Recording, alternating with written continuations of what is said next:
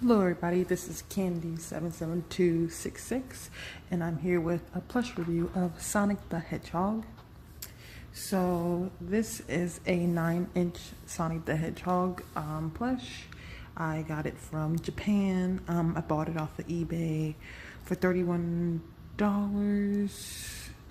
I think, and then free shipping, which I think is pretty awesome considering that these things can go for like $50 and up and such, just for, you know, shipping included for international products. So let us begin. So yeah, let's try that again. Yep. Okay, there. It's focusing. So you see that outline around the eyes? Yeah, that reminds me of Jazzwares, how they do their plushes. They always do this outline around the eyes with this white. It's always like a white outline. You'll see that a lot with Knuckles and Sonic and Tails a lot, especially Tails. In the modern, not the modern, the classic, their classic plushes. And so you also see this, his nose. This is absolutely adorable. This comes out, and he's got his iconic smile. And they made it a different color. They did it like a brown. You can see it like a darker brown. Very nice. His cat ears. You can see some of the stitch work they did. The pattern of the actual, the pattern of the actual plush.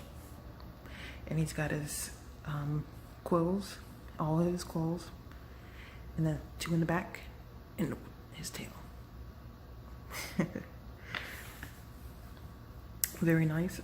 I will note that his color of his fur is darker than what normal, I shouldn't say normal, than what other plushes are compared to. This kind of color reminds me of the Sonic Venture era, where he's a darker shade. Like, because when you compare it to the Sani plushes or Sani plushes, the Japanese plushes from 2000, I want to say they were made in 2009,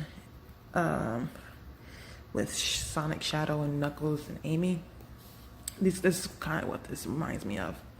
That Sonic is a lighter blue. He's like a lighter blue. It kind of reminds me of like a modern Sonic, not modern, I keep saying modern, classic Sonic color scheme. And so there we have his hands. Very nice. They stitched it, and this is really firm. Like, it's not like they like, it's like, it's pretty tight. Like, they didn't just wrap one around there, they stitched it in the middle, so it's like you won't get any loose fingers, you know, or like a loose fingers. It's just the string popping out. You're not gonna get that with these. It just goes to show you how Japan makes their plushes. They take into consideration how much detail they put into their plushes compared to American plushes. As far as the European plushes, I should say the UK ones with the Sega prize, those are pretty well made as well. They, I will say some of the only thing, I have the Shadow Sega prize one, but I didn't get the Sonic one because I didn't like the proportions. That was the one thing I didn't like about the Sega prize Sonic plushes. The proportions, like the arm proportions, weren't correct compared to the legs. And this is one thing I really liked about the Japan ones, is that they always take into account the proportions of the plush. Now I will say the American GE ones, they have pretty accurate proportions. I have the Vector one, love it. The Rouge Bat, Jet, XPO, I have Silver, just about I have a good number of those. But this plush right here, this is the one that I really love. You see? the embroidery of the eyes. It's stitched on, it's not nylon on. Now, it's not to say that the nylons ones that are made from GE are bad.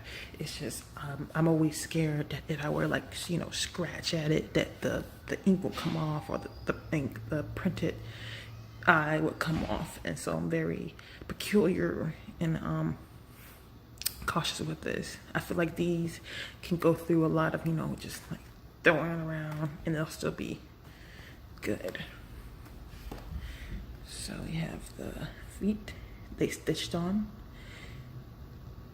At first I didn't really like these, but I don't really like this technique of just stitching on the details, but I see why they do it now. It's just cheaper and you can still get a very polished look. But regardless, it still looks amazing.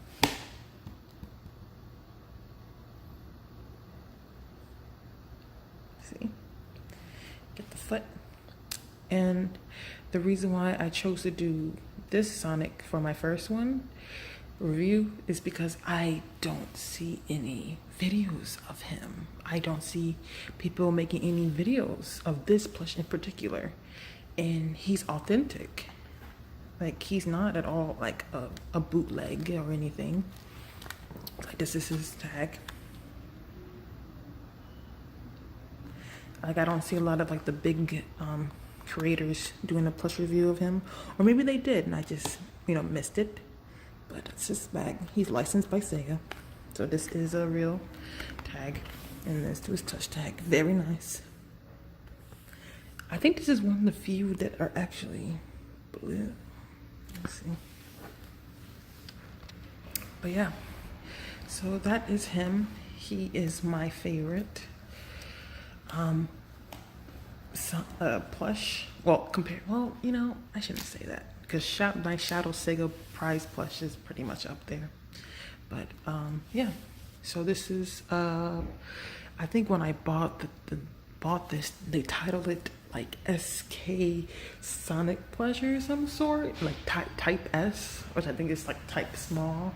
But I think this is a plush that comes out every year in Japan, and I think it's supposed to be a substitute for the Sony or Sony plush dolls that they have, that I said before. And instead of producing those every year, they produce just Sonic, and they switch up his pattern, his plush pattern. So the Sony still will remain rare, but I have a hunch that they're going to put them back in market for the 30th anniversary of Sonic the Hedgehog. But other than such, you guys have a good day. Hope you enjoyed my review.